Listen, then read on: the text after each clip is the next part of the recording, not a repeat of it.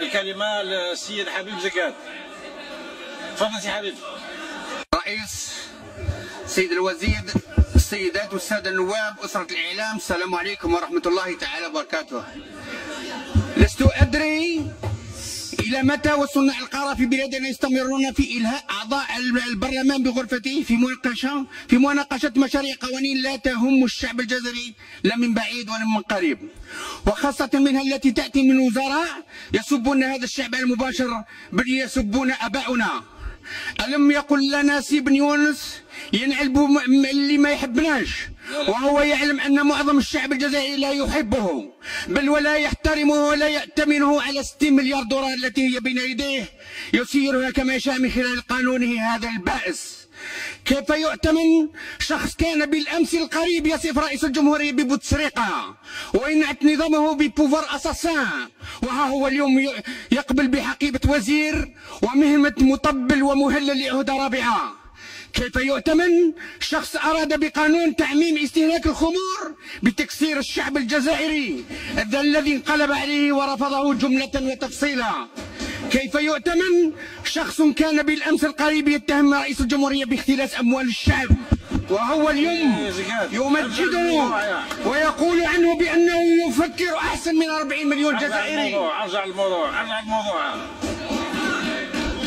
لو كنت وزيرا بأتم معنى الكلمة لاستقلت من منصبك لما جمد وزيرك الأول قانون استيراد الخمور، لأنه بكل بساطة وجودك من عدمه سيانة ما دامت سلطتك عديمة الأثر والجدوى.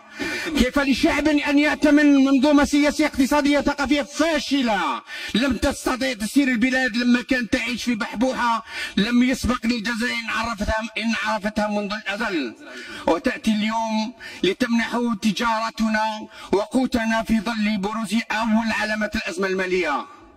كيف لشعب أن يؤتمن هذا الوزير وهذه السلطة وقد بدت أكثر من 800 مليار دولار في استيراد مزابل للصين والدول الأوروبية وفي إنجاز طريق مهتري ومشاريع وهمية، واستمرت في تحطيم مؤسسات كانت بالأمس رائدة في العالم فأصبحت اليوم بفضل عبقرية مسؤوليها في اللصوصية وخيانة الأمانة وأصبحت يشار إليها بالبنان كرمز للفساد وسوء التسيير، ومؤسسة طرق خير دليل على ذلك.